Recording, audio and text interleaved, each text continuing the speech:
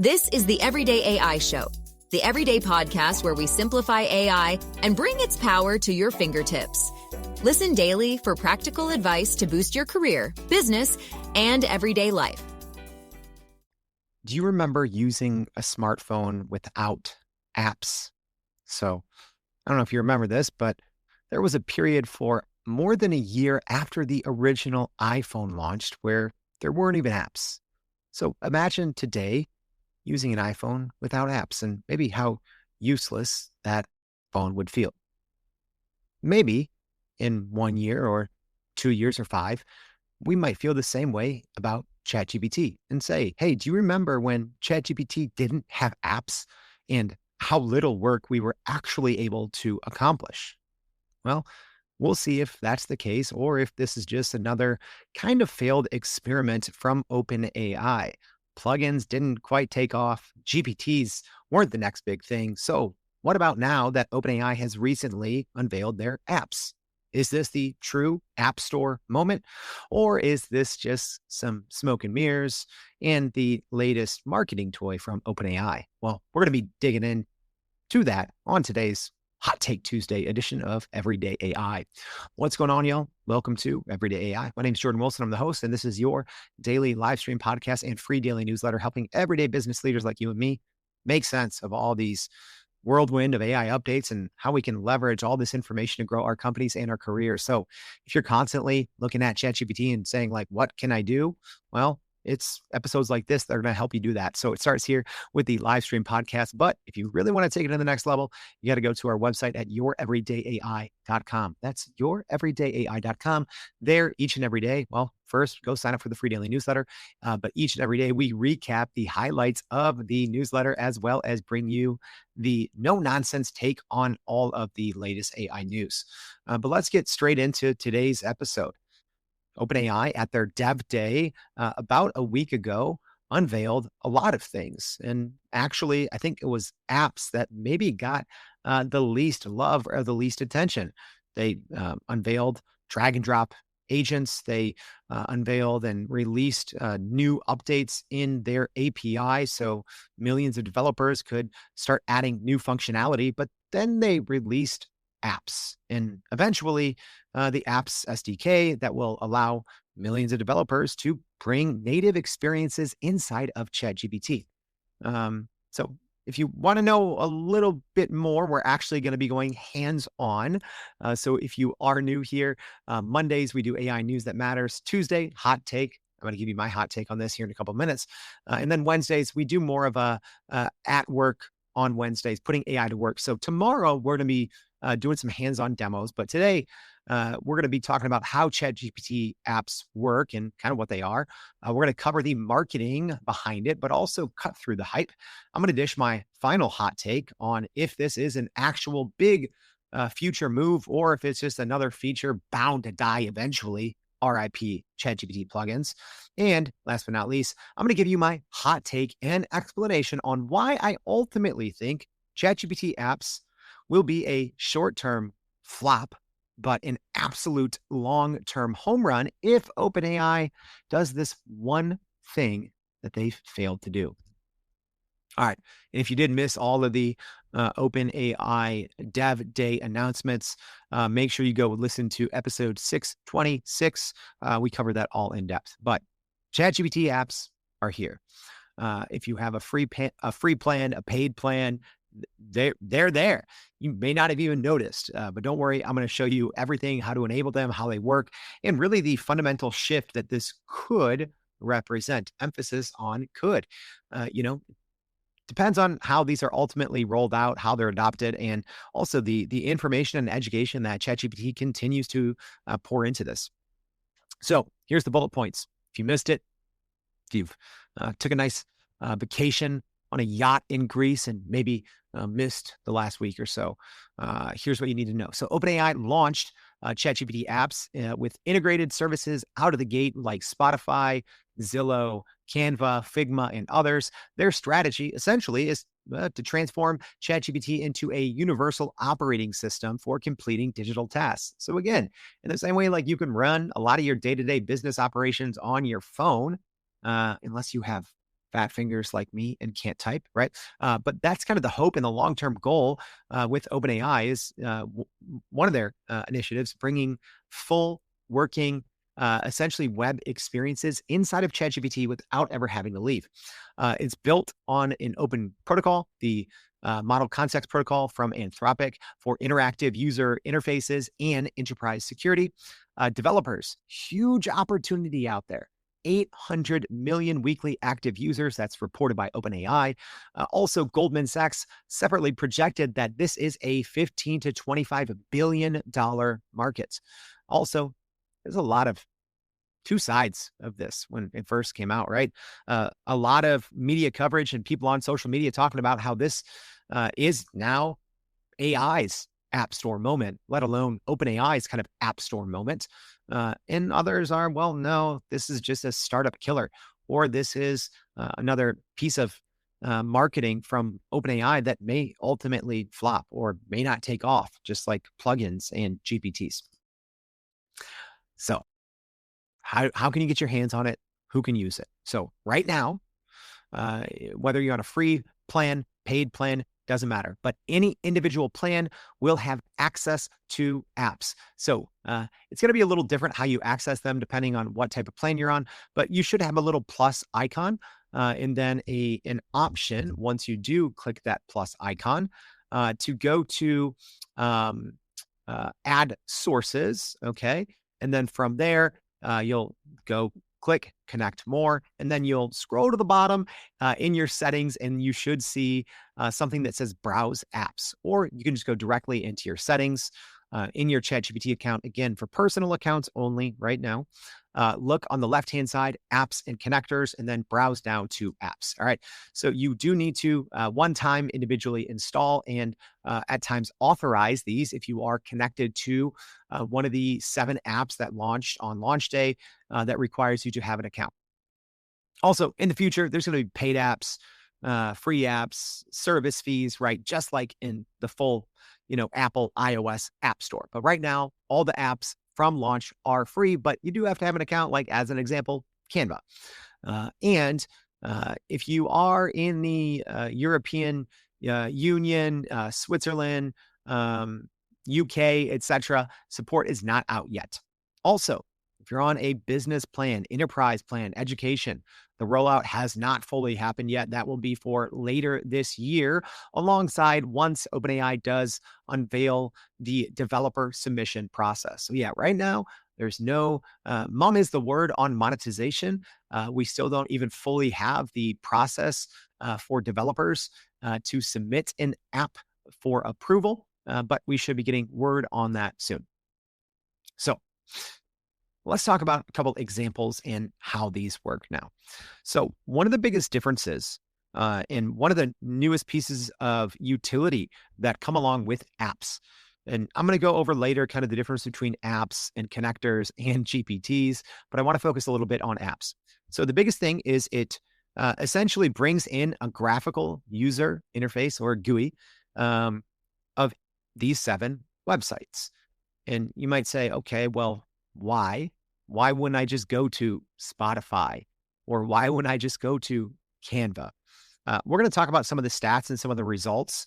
But I think internally, OpenAI saw a 70% increase in productivity doing things within ChatGPT versus, doing things separately on these other apps. And when you think about it, it actually makes a ton of sense. And a lot of this goes to context, right? There's been all this buzz recently about the terminology context engineering, right? Which, not trying to brag, I've technically been teaching context engineering before anyone was talking about it, but that's another story for another day, right? But essentially what this means is this allows all of the apps within ChatGPT to understand and work with your context within the chat window that you're using, right? So you don't have to re-describe anything. So let's say Canva, because it's a great example and probably one of the use cases that I'll tackle on tomorrow's AI at Work Wednesday show. But let's just say that you're using ChatGPT to pre-apps. You're using ChatGPT to build a Canva outline, right? Ultimately, what you still have to do is you have to go copy and paste all that into Canva. You have to find a template that works, right? You have to resize all the fonts, bring in your colors, all those things, right? Now, well, you can just, if you're doing a deep research, if you're, bringing in information from connectors, bringing in your own data, working in your context of a chat, you can just then call on the Canva app and just be like, hey, buddy, turn this into a 10-page deck for me. And within a minute or two, it's there. You don't have to copy and paste. You don't have to switch between apps. So that's ultimately what ChatGPT or OpenAI is trying to do. They're actually trying to make this an AI operating system and bring all of your day-to-day business processes inside of these apps. Pretty big deal, right? And we're going to talk later about, some of these new features that OpenAI has been rolling out that just happen to make a lot more sense now, right? Like a checkout page inside OpenAI, but inside of ChatGPT. A couple use case examples though. So let's say, and some of these are based off of OpenAI's demo, and some aren't. So, let's say you're that inside ChatGPT, you've been discussing moving to Pittsburgh. Right. And then something about a dog walk. And then ChatGPT remembers the context and then it'll surface results if you're using the Zillow app. And you could say, and it might suggest something next to a dog park. Right. The example that I just kind of gave, if you're working within ChatGPT, maybe you're working in Canvas mode and you're iterating in body. By the way, Canvas mode, if you haven't used it, so good, right? But maybe you're using Canvas mode and iterating with ChatGPT to get kind of that outline just right. Well, now you don't have to do anything, no copy paste. You just call on the Canva app. So you can use the @ symbol, bring up Canva app once you have it installed and just say, turn this into a deck. Right. And then you can iterate on it conversationally with natural language. That's another huge thing. Another example, one that I tested out and I really like, you can with the Coursera app. Also, by the way, I know a lot of people are asking like, hey, Jordan, like your Coursera course, it's so old. Don't take it. It's like 3 years old. But if you're watching a Coursera course that's not 3 years old and outdated, it's great because you can actually pause and just say, explain this concept to me. And it just knows. It knows what you're watching. It understands the context of the video. The other thing that I've been testing out, which is really cool, calling on the Coursera app after you've already been having a conversation inside ChatGPT. So it has this kind of preloaded context before you even start watching a video. So then you don't, if you're in the middle of it, you don't have to pause and type out a big paragraph or dictate a big paragraph because it has the context of whatever you're working on. But that's great. Just saying, explain this concept deeper without ever having to leave the player. So why? What's the point? Well, this is OpenAI's technically third attempt at creating essentially an ecosystem that allows you to connect to third parties. The first one, ChatGPT plugins, they came and they went. By the way, I loved plugins. We taught something called plugin packs. I literally don't think anyone at OpenAI ever realized what they had because you could use 3 plugins at a time. This was technically the first agentic features of ChatGPT. Before that, it had a reasoning model because you could share the context between 3 plugins at once and it would pass the context on. Anyways, plugins came and went, right? And then in, I believe, November 2023, OpenAI made a big splash with the GPT store. And at the time, a lot of the headlines were saying the same thing. Is this the App Store moment? Right? And OpenAI made a lot of lofty promises. But what happened? Well, OpenAI pretty much ignored GPTs.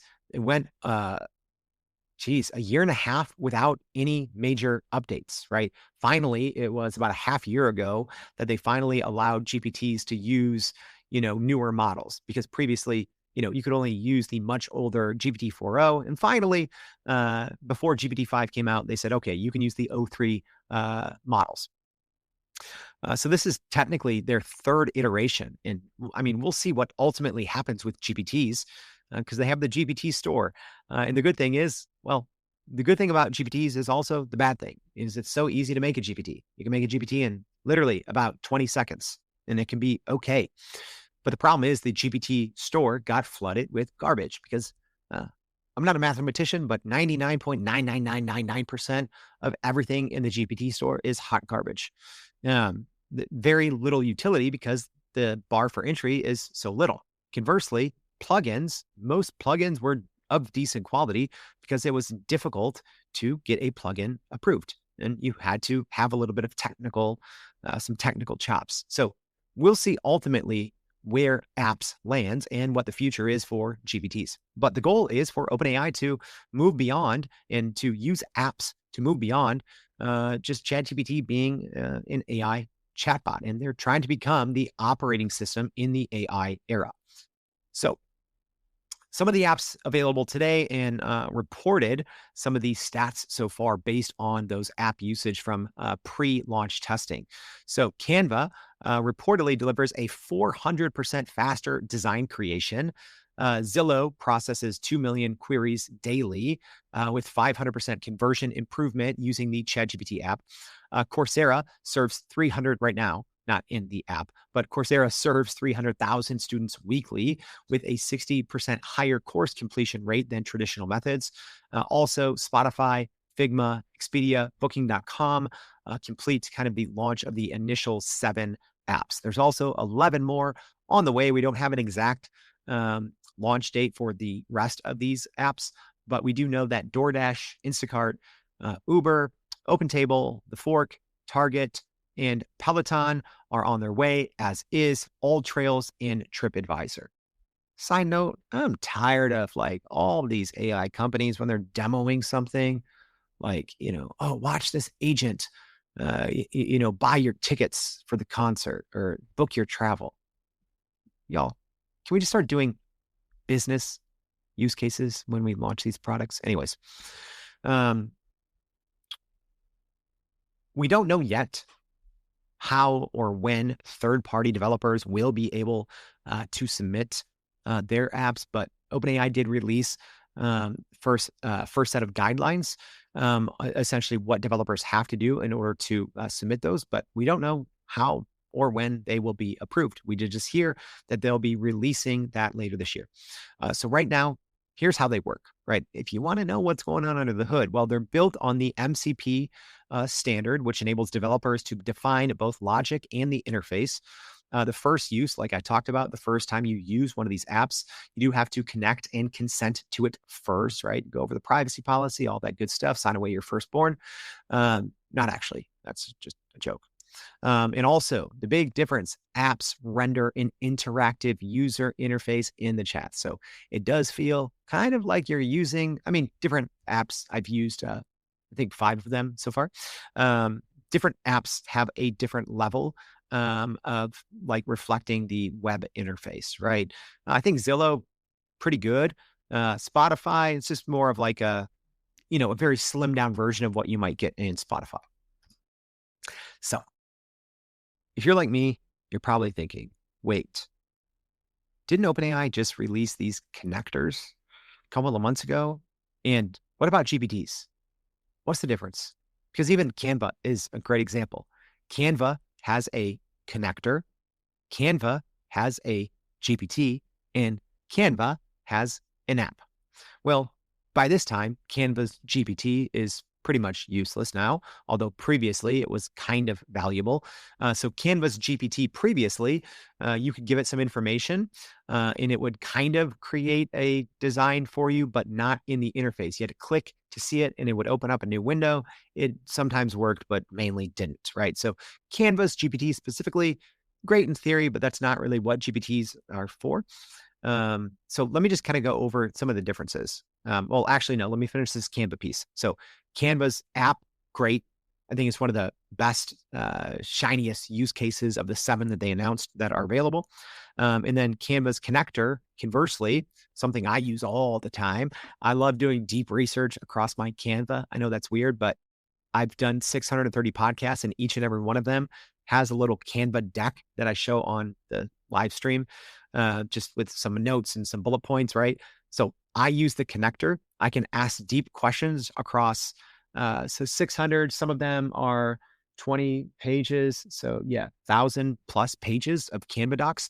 So the connector can just grab in all this information and it's almost like a database. And then the app, obviously you can make and iterate and see and view designs in the app. And we'll go over that one tomorrow. I think that'll be one of our 3 use cases. So essentially, the apps embed a rich interactive user interface that you can interface with directly in the chat. So you can interact with actual website graphical interfaces and work with your context. Some, I mean, we'll see, but like, I don't know, like the booking ones, the booking.com one, it's like, doesn't really do too much for me. It shows you examples and then you click, oh, like this hotel in Chicago looks great. And then it clicks and it just opens up a new tab. So some have great front to end user experiences, some not so much, but they all do have an option to essentially hand off or continue in the actual website. So connectors, like I said, these just securely bring in your personal data into conversations for personalized answers. So connectors are kind of like a miniature version of retrieval augmented generation. And then custom GPTs, these are just kind of personalized versions of ChatGPT that you can modify with text, right? So that's kind of the difference. But let's talk about the potential. All right. Because with the apps, we'll talk to our developers here for a second. OpenAI did also release an apps SDK. So they did release the platform for developers to build on top of. And right now, they did say that over 50,000 developers already registered within the first few weeks. So later this year, submissions should be open, right? So if you are a larger organization, here's what you should probably be thinking of. You might want to essentially build an app, maybe of your internal database, maybe of your website. If you have a comprehensive website, let's say that you're an e-commerce brand. Let's say that you're a brand that puts out a company that puts out a lot of information online. You might want to convert this into an app to bring both for your customers and maybe for your own internal employees. I mean, we'll see some of the use cases, but submissions, we should know more later in this year about how that works, as well as how they will be displayed within ChatGPT for app discovery. It does seem it's going to be similar to the GPT store where there will be categories. I mean, we'll see if organizations, once this does roll out to the business tier, previously called teams, the enterprise tier, all that, if there will be apps specifically for just enterprises. So I would think they will, since they have that for GPTs. And I can see a lot of big use cases for that, especially for organizations that have technical departments. But there's especially for companies that use some sort of proprietary piece of software that's specific for their niche or vertical. I mean, to be able to work with that context inside ChatGPT with natural language is huge. This could be the future, right? This could be the future, right? Think of a CRM, right? And some CRMs are super clunky. I remember the early days, like using Pipedrive, like very early. I would have to like read all these long help docs just to figure out like how to make, an update to an opportunity or something. But imagine sometimes, even when you're working with today's apps, all the duct tape that you have to put together to make something work the way you want it, customizations.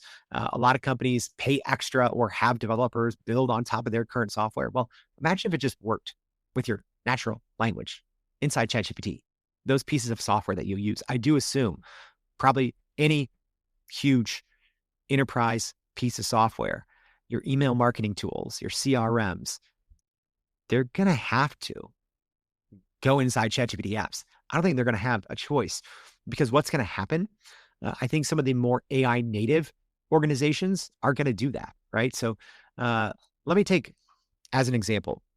If you sign up for our email newsletter, we use Beehive, right? Great.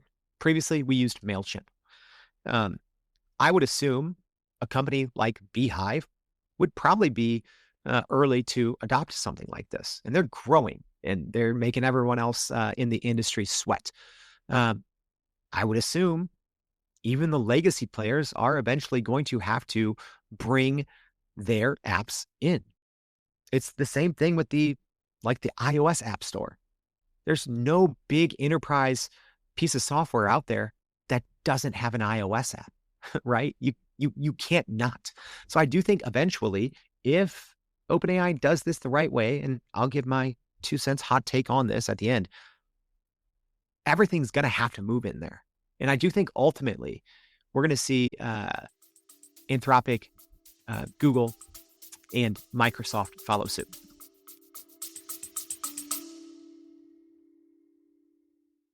Are you still running in circles trying to figure out how to actually grow your business with AI?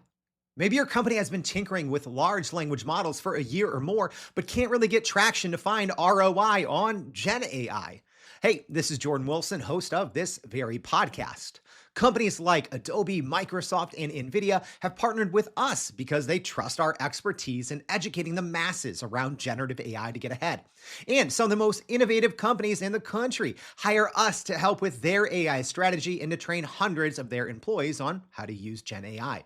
So whether you're looking for ChatGPT training for thousands or just need help building your front-end AI strategy, you can partner with us too, just like some of the biggest companies in the world do. Go to youreverydayai.com/partner to get in contact with our team, or you can just click on the partner section of our website. We'll help you stop running in those AI circles and help get your team ahead and build a straight path to ROI on Gen AI. So here's been some of the good vibes so far. Right. VentureBeat, just kind of going over some of the media coverage. VentureBeat called this the new app store with a vibrant interactive platform. Forbes said that this actually makes ChatGPT the next big browser as a primary interface to the internet. TechCrunch praised the integrations, feeling native to the medium with 800 million users, obviously, inside ChatGPT. Some of the downside. So Artificial Ignorance argued that Agent Kit, so something else that they launched on Dev Day, is probably a startup killer. And that one's interesting because OpenAI releasing a lot of things that are viewed as startup killers, even though a lot of their developers and some of their big account holders are developers. Anyways, Bloomberg described some of the early apps as underwhelming and sometimes frustrating. And I agree with that. Some problems with responsiveness and functionality issues. Yeah, it's buggy. Some of the apps work well, some not so much. And then Wired, in their article, did remind readers that OpenAI previously attempted this with GPTs, and that did not achieve widespread success 2 years ago. So here's my final hot take. You're not going to hear hardly anything about apps until you do. This is one of those instances with OpenAI. Maybe it's because they wanted to unveil this during Dev Day, right? I think just releasing what they released in the API, they released GPT-5 Pro Access, Sora 2, a new real-time model. And then they released Agent Kit, drag and drop agents, right? So I don't know why it seems rushed. Why rush ChatGPT apps with only 7 apps now and 11 apps later, and developers not even necessarily knowing how to submit their apps or when, right? It's almost like you only get one shot at the grand opening. So I don't know. Maybe there's I'm sure there's a rationale behind this. I'm sure they used, I don't know, GPT-7 to plan out their go-to-market. So I don't necessarily understand this go-to-market strategy because I think, there's all this initial coverage and people are talking about it, and then people are just going to forget about it. Because I don't know, unless you're a designer or, enjoy taking a couple extra steps when, trying to book something, book a hotel on booking.com or whatever, most people aren't going to use this. So I do think in the short term, it's going to be a massive flop, right? Because no one's going to care. That's the reality. Long run, I think is going to be a massive hit if one thing happens. And here's why. Like I was describing, if this catches on, you can't not release a ChatGPT app, right? MailChimp, going to have to, right? Big CRMs, they're going to have to. Essentially, if you want to compete in the new business landscape, which is AI operating systems. And I've been super bullish on this before anyone was saying the words. I've been saying it. People are going to have to bring their services to where the demand is. And OpenAI owns demand. 800, according to OpenAI, 800 million weekly users. So that obliterates any company's traditional app distribution. No one else, I won't say no one else out there, unless you're Google or something, right? Or maybe Salesforce, but no one has 800 million users, okay? This is, I think, potentially the distribution platform of the future if they get this one thing right. OpenAI with the App Store, they need to be minting millionaires as soon as possible. And here's why. They fumbled the GPT store. GPTs are insanely useful, and they still are to this day, right? To almost 2 years later. OpenAI largely ignored GPTs, right? And kind of continues to ignore GPTs.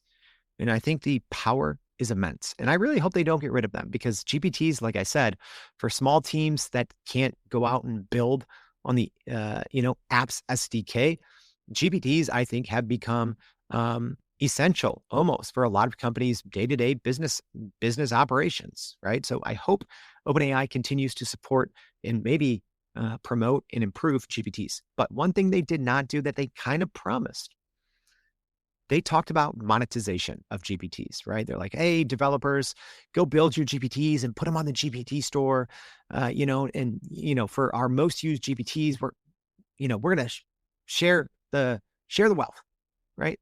Do you know how many stories I heard of people getting money from that? Zero. Okay. If you look at the iOS App Store in 2024, 5,000 apps earned more than $1 million. 5,000. Okay. I'm not saying OpenAI needs to make 5,000 millionaires in 2026, but they need to be handing out money to developers. All right.